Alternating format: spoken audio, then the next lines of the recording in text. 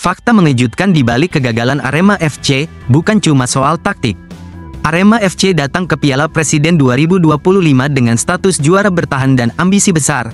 Namun hasilnya justru menjadi mimpi buruk. Bukan hanya tak lolos fase grup, mereka juga terpuruk secara mental dan gagal menunjukkan kualitas yang dijanjikan. Apa yang sebenarnya terjadi di balik kegagalan ini? Jawabannya ternyata jauh lebih kompleks dari sekadar masalah taktik. Arema FC gagal mempertahankan gelar juara Piala Presiden.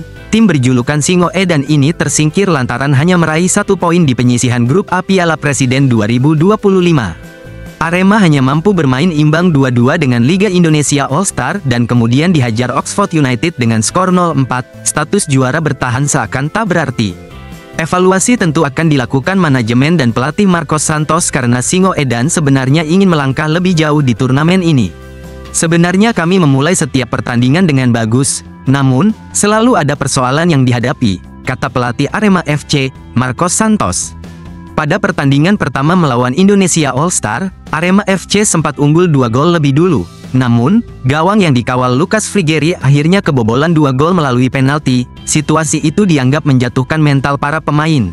Sedangkan saat menghadapi Oxford United, kejadian mati lampu di Stadion Sijalak Harupat, Bandung, mengubah jalannya laga. Padahal sebelum insiden itu, para pemain Arema mampu memberikan tekanan dengan pressing ketat. Sebelum mati lampu, permainan kami sudah bagus, jelas pelatih asal Brasil tersebut. Hal ini menunjukkan bahwa faktor non-teknis juga berperan besar dalam hasil buruk Arema FC. Dari sisi permainan, tim pelatih mengakui performa mereka belum stabil. Singo Edan selalu kalah dalam penguasaan bola dan jumlah peluang.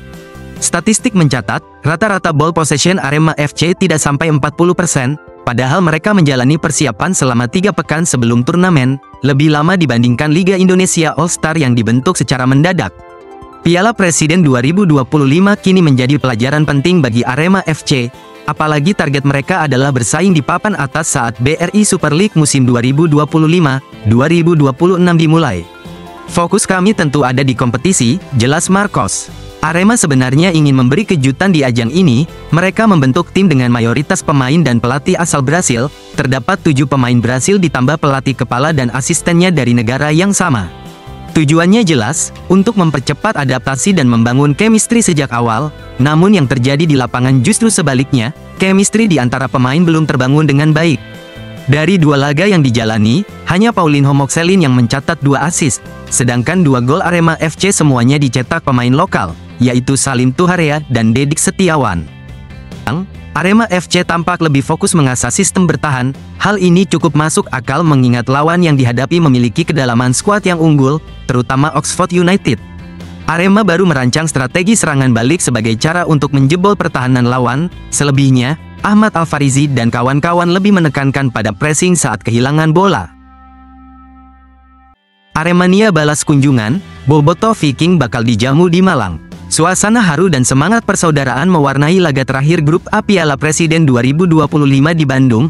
Meski hasil di lapangan mengecewakan, ribuan Aremania tetap hadir mendukung tim kebanggaannya. Kini, atmosfer persahabatan berbalas akan kembali terjadi. Aremania bersiap menyambut Bobotoh Viking di Malang dalam momen yang telah lama dinanti. Aremania baru saja pulang dari Stadion Sijalak Harupat, Kabupaten Bandung di laga matchday 3 grup A Piala Presiden 2025 antara Arema versus Oxford United. Kamis tanggal 10 Juli tahun 2025, Presidium Aremania siap gantian menjamu Bobotoh Viking di Malang. Ribuan Aremania hadir di Bandung dalam laga yang berakhir 0,4 untuk kemenangan Oxford itu. Mereka yang datang bukan hanya dari Malang Raya, tapi juga dari daerah Jawa Timur lainnya, Jawa Tengah, Yogyakarta, Jawa Barat, Jabodetabek, bahkan luar pulau. Kehadiran mereka menjadi bukti bahwa semangat mendukung Arema tak pernah padam. Meski tim mengalami hasil buruk di Piala Presiden, namun di balik kekalahan itu, terjalin hubungan yang menghangat antara 2 kelompok supporter besar, Aremania dan Bobotoh Viking. Koordinator Presidium Aremania, Ali Rifki berterima kasih kepada Bobotoh Viking atas sambutan mereka selama di Bandung. Meski tak sempat satu tribune, Ali berharap momen itu bisa terjadi di Super League 2025-2026 mendatang. Alhamdulillah, Aremania bisa bersilaturahmi dengan saudara Bobotoh Viking. Kami Aremania siap menjamu Bobotoh Viking di Malang saat kompetisi nanti, kata Ali kepada We Aremania. Pada musim-musim sebelumnya, baik Aremania maupun Bobotoh tak bisa saling berkunjung mendampingi tim kebanggaan masing-masing di Liga 1, sebab masih ada regulasi larangan supporter tim tamu untuk melakoni away. Namun kini, angin segar mulai berembus dari arah PSSI dan PT Liga Indonesia Baru. Ada sinyal bahwa regulasi yang selama ini membatasi pergerakan supporter akan segera dihapus. Jika benar-benar terjadi, momen persaudaraan yang sempat tertahan bisa kembali mengalir di stadion seluruh Indonesia. Ali menyambut baik era baru bagi supporter sepak bola di tanah air itu. Ditunggu saja keputusan dari PT LIB dan PSSI nanti seperti apa, pungkas pria asal Pasuruan tersebut. Pertemuan antara Aremania dan Bobotoh Viking yang saling menghormati ini memberi harapan baru tentang wajah sepak bola Indonesia yang lebih ramah dan bersatu. Kini, giliran Malang bersiap menyambut hangat saudara dari Bandung.